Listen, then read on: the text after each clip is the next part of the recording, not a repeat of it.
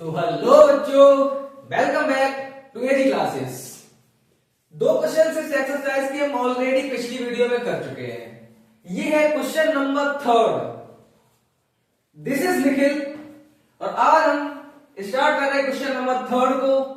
अब question number 3 को पढ़ने से पहले तुम्हें थोड़ा बहुत याद आ रहा होगा कि सर ये वाला रेशियो तो हम एक क्वेश्चन में प्रूव कर चुके हैं। तो बेटा तुमने बिल्कुल सही सुना और समझा कि ये क्वेश्चन हम कर चुके हैं, लेकिन इस क्वेश्चन में थोड़ा सा ट्विस्ट है। वो क्या है वो पहले क्वेश्चन पढ़ो फिर समझ में आएगा। Diagonals AC and BC, AC and BC नहीं होगा, AC एंड BD होगा। AC and BD of a trapezium ABCD with AB parallel CD intersect each other at the point O. Using the similarity criterion for two triangles so that बेटा आ गया twist. क्या twist आया? Using a similarity criteria। उसमें क्या किया था? आपने construction किया था, उसके हिसाब से किया था, बीपीटी थ्योरम से किया था, लेकिन इसमें उसने कह दिया है, क्या कहा? Using a similarity criteria. ठीक है, सबसे पहले इसका फिगर होना हो। एक ट्रेपेजियम है, सर मैंने बना लिया ABCD। दो डायगोनल्स हैं, एक AC है एक BD है, जो कहां पे कट करते हैं? O पे करते हैं। इसमें गिवन क्या है बेटा? गिवन है AB पैरेलल CD। ठीक है, तुम्हें प्रूव क्या करना है? तुम्हें प्रूव करना है OA upon OC is equal to OB upon OD। अब देखो, तुम्हें लगानी है सिमिलरिटी क्राइटेरिया। उसके लिए तुम्हें दो ट्राइंगल्स चाहिए। अब वो दो ट्राइंगल्स कौन कौन से लोगे? इसमें तो 4 ट्राइंगल्स हैं, 1 2 3 एंड 4। कौन सा लोगे वो कौन बताएगा? वो बताएगा हमें टू प्रूव। अब देखो टू प्रूव कैसे बताएगा? तुम्हें क्या करना है? AO अपॉन में OC, DO अपॉन में OB। चाहे तुम AOB ले लो या फिर DOC ले लो, ये दो ले लो, या फिर तुम ADO ले लो या फिर BOC ले लो। मतलब अपोजिट ट्राइंगल्स में से तुम दोनों में से कोई सा भी ले सकते हो। तो मैंने ले लिया, मैं इसको प्रूफ करता हूं। तो मैंने ले लिया in triangle AOB and triangle DOC। ठीक, ले लिया मैंने। एक चीज देखो, तुमने क्लास 9th में लाइन्स एंड एंगल्स चैप्टर में पढ़ा होगा। क्या पढ़ा होगा? जब दो लाइंस एक दूसरे को इंटरसेक्ट करती हैं तो जो दो एंगल्स बनते हैं वो इक्वल होते हैं। इक्वल होते हैं, कौन से होते हैं वो तुम मुझे कमेंट में बताओ। ठीक है, मैं तो बता ही दूंगा, लेकिन तुम पहले बताओ। तो देखो, angle AOB is equal to angle DOC, ये इक्वल होंगे बेटा वर्टिकली ऑपोजिट एंगल। इतनी चीज समझ में आई तो बताओ, तो आगे बढ़ू मैं। आ गई? अब देखो, एक एंगल तो मुझे मिल चुका है। अब तुम याद करो कि एक एंगल से कुछ हो सकता है? नहीं हो सकता। या तो दो साइड्स का रेशियो हो, लेकिन रेशियो तुम्हें प्रूव ही करना है, तो ये तो होगा ही नहीं। तो क्या होना चाहिए? सर या तो मिनिमम दो एंगल्स होने चाहिए। सर मुझे एक मिल गया है, एक और चाहिए।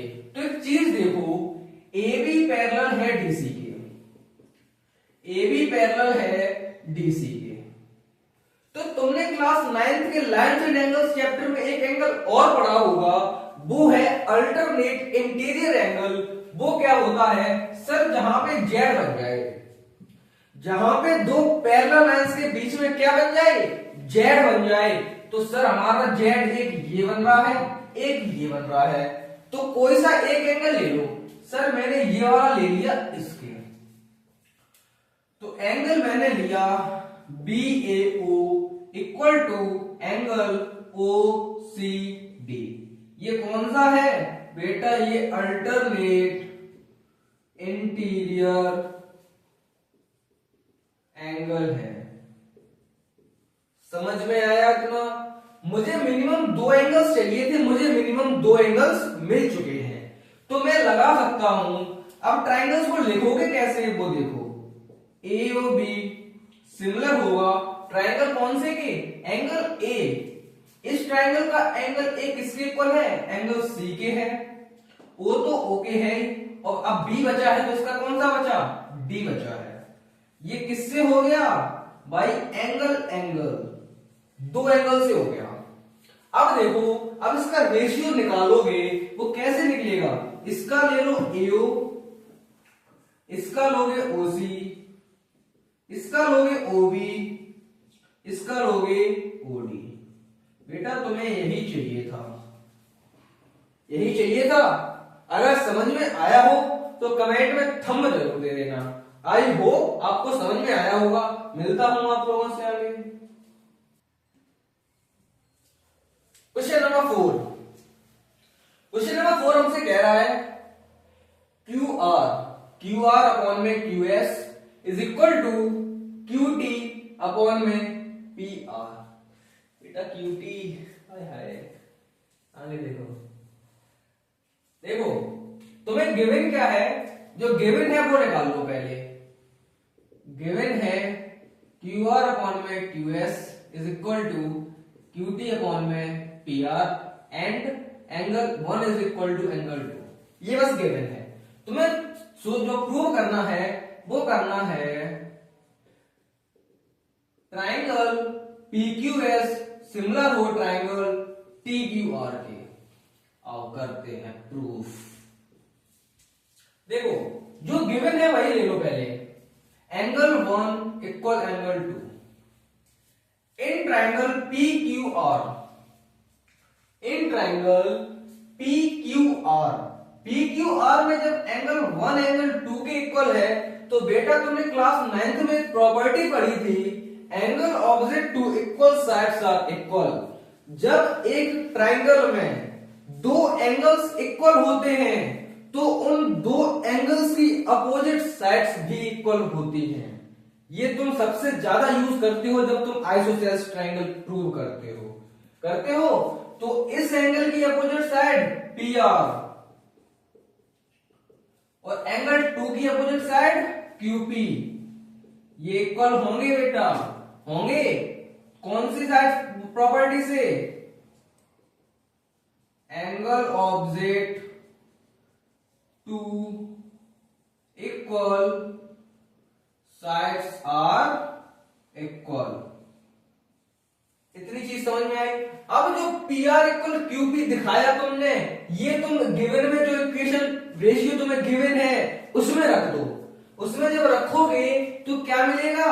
तुम्हें मिलेगा QR अपॉन में QS is equal to QT upon में QP। अब बेटा देखना पूरे ट्राइंगल में, ट्राइंगल TQR में, इन ट्राइंगल TQR में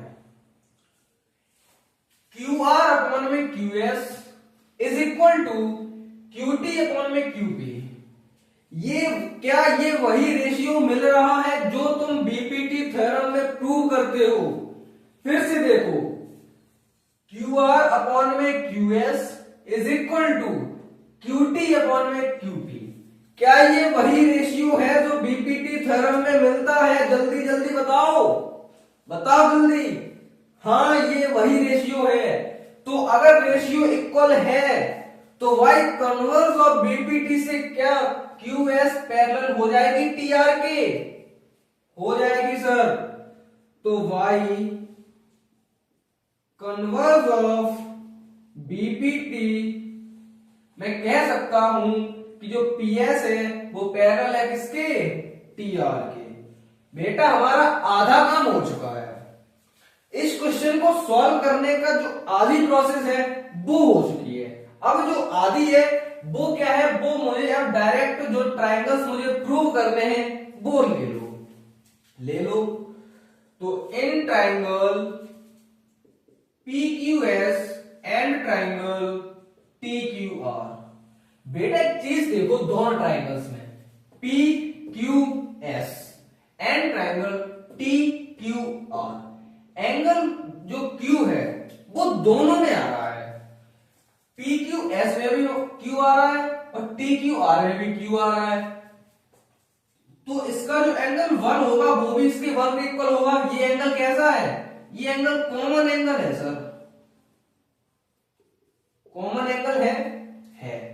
अब देखो जो इसका एंगल T होगा, जो ट्रायंगल TQR का एंगल T होगा वो PQS के P के इक्वल होगा। कि कैसे होगा वो मुझे कमेंट में बताओ जल्दी जल्दी बताओ, फिर मैं बताऊं। नहीं आ रहा, पता था मुझे तुम्हें नहीं आएगा। तुमने क्लास 9th में एंगल पढ़ा है करस्पॉन्डिंग एंगल। वो एंगल क्या था कि जब दो लाइंस पैरेलल हो तो उनके जो L पे जो एंगल बनता है, जहां एंगल बने और L बन जाए तो वो क्या होता है, करस्पॉन्डिंग एंगल होता है। तो एंगल इसका P इसके T के बराबर होगा। ये कौन सा एंगल है, करस्पॉन्डिंग एंगल। सर मुझे दो एंगल्स मिनिमम चाहिए होते थे और दो एंगल्स मुझे मिल चुके हैं। अब देखो ट्रायंगल्स को लिखोगे कैसे, एक ट्रायंगल मैंने PQS लिख लिया, सिमिलर के साइन लगा दिया। एंगल P किसके इक्वल है, T के है, लिख दिया। Q Q के ही है और S बचा ही एक ही पॉइंट है तो वो R के ही होगा। बाई एंगल यही मुझे प्रूव करना था। आई होप आपको समझ में आया होगा और जहां पे नहीं आया कमेंट में बताओ।